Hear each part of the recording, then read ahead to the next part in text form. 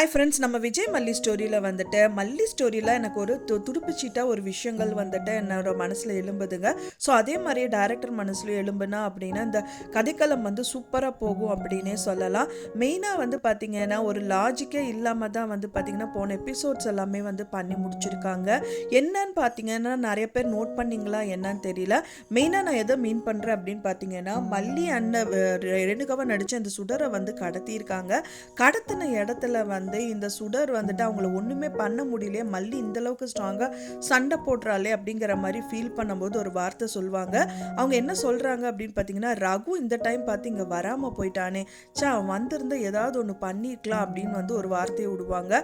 ஆனால் ரகுவை பற்றி யோசிக்கிறவங்க வந்து பார்த்திங்கன்னா ரகு கூட ஒர்க் பண்ணதை டாக்டர் கூட ஒர்க் பண்ண அந்த பையன் தான் தம்பின்னு சொல்லி முதல் பேசுகிறாங்க. மெயினாக வந்து இந்த சுடரும் ரகுவும் வந்துட்டு அந்த ஹாஸ்பிட்டல் ஸ்கேனிங் ரூமில் பேசிகிட்டு இருக்கும்போது தான் என்ட்ரி கொடுத்தவர் தான் ஒருத்தர். அவர் தான் வந்து பார்த்தீங்கன்னா இந்த சுடர் தம்பி நீ இங்கே தான் இருக்கியா அப்படின்னு சொல்லிட்டு சந்தோஷமாக பேச ஆரம்பிக்கிறாங்க. ஓகே, நம்ம பேசுறதுக்கு விளையாடுறதுக்கெல்லாம் இது டைம் இல்லை அப்படின்னு சொல்லிட்டா தான் அடுத்ததாக ஃபர்தராக என்ன பிளான் பண்ணலான்னு சொல்லிட்டு பிளான் பண்ணி இதை லான்ச்சும் பண்ணியிருக்காங்க. அண்ட் தென் வந்து பார்த்தீங்கன்னா இந்த பிளான் வந்து சொதப்பல்ல போய் முடிஞ்சிருச்சு அப்படின்னே சொல்லலாம். மெயினாக அங்கே போனதுக்கு அப்புறமா வந்துட்டு இப்போ வந்து சுடருக்கு வந்து எழுந்த டவுட் என்னன்னா ரகு இங்கே வந்திருக்கலாம் இல்லைன்னு தான் சொல்கிறாங்களே தவிர, ஆனால் டாக்டர் கூட இருந்த பையன் வந்து அங்கே வந்திருக்காங்க.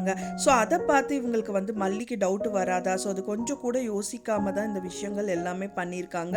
ஏன்னா டாக்டர் வந்து ரகு வந்துட்டாங்க அப்படின்னா மல்லிக்கு வந்து ரகு பற்றி தெரியும். டாக்டர் எதுக்கு இப்போ இங்கே வராருன்னு கண்டிப்பாக டவுட்டு வரும் அவங்க மேலே அப்படின்னு வந்து ஒரு வார்த்தையை விடுறாங்க. ஆனால் ரகு வந்து டாக்டர் கூட ஒர்க் பண்ண ஒரு பையன். ஸோ அவர் வந்து பார்த்தீங்கன்னா கோட்டெல்லாம், அதாவது ஹாஸ்பிட்டலில் இருக்கிற கோட்டு ஒயிட் கோட்டெல்லாம் கழட்டிட்டு நார்மலாக இங்கே வந்திருக்காரு. அவரும் வந்து ரவுடி மாதிரி வந்திருக்காரு. இந்த பையனை நான் எங்கேயோ பார்த்துருக்கேனே, டாக்டர் ஹாஸ்பிட்டலில் தான் இருந்த பையன், அவன் எதுக்கு இங்கே வரான், கடத்தல்ல எது இவன் ஈடுபட்டிருக்கான், ஒன்றுமே புரியலேன்னு கண்டிப்பாக வந்து மல்லிக்கு டவுட் வரும். ஸோ இந்த டவுட்டை வந்து கிளாரிஃபை பண்ணுற விஷயமா தான் கம்மிங் எபிசோடில் காமிச்சாங்க அப்படின்னா ரொம்பவே சூப்பராக இருக்கும். இப்போ வரைக்குமே மல்லிக்கு டவுட் வந்தது தான் வந்து வீட்டில் பேசிகிட்டு இருக்காங்க கதிரேஷன் கிட்ட. உங்களுக்கு யாராவது எதிரிகள் இருக்காங்களா, உங்களுக்கு தெரிஞ்சவங்க யாராவதுன்னா சொல்லுங்கள் அப்படிங்கிற மாதிரி சொல்கிறாங்க. மெயினாக அவங்களுக்கு எதிரி அப்படின்னு பார்த்தீங்கன்னா சரி, இவங்க தம்பிக்கும் சரி கதிரேஷனுக்கும் சரி ஒரே எதிரி தான் அவங்க வந்து இப்போ வரைக்குமே சொல்லிட்டு இருக்கிறது தான் ராஜி. ஸோ அவங்களையும் வந்து போய் பார்த்துட்டு விஜய் வந்து பேசிட்டு வந்துட்டாரு. ஆனால் இப்போ வந்து தனியாகவும் டிஸ்கஸ் பண்ணிட்டு இருக்காங்க.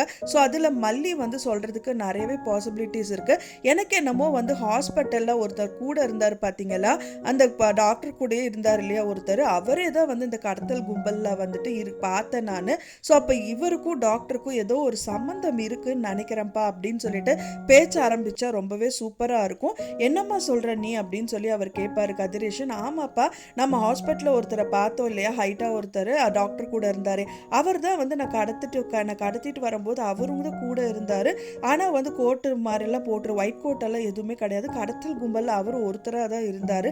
ஸோ அவரும் வந்து தான் இதில் வந்து ஈடுபட்டிருக்காருங்கும் போது எனக்கு டாக்டர் மேலேயே டவுட்டு வருது அப்படிங்கிற மாதிரி சொல்கிறக்கு பாசிபிலிட்டிஸ் நிறையவே இருக்குது.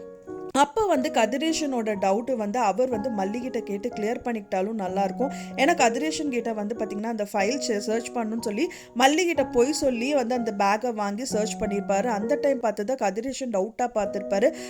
கதிரேஷன் கிட்ட வந்து போய் சொல்லியிருப்பார் இவர், இல்லை மல்லி மேடம் தான் வந்து ப்ரிஸ்கிரிப்ஷன் டாக்டர் எடுத்துகிட்டு வர சொல்லியிருந்தாங்க, அதுக்காக கேட்டிருந்தா சரி நீங்களே எடுத்துக்கோங்கன்னு சொல்லி இந்த பேக்கை கொடுத்தாங்கன்னு சொல்லியிருப்பாரு.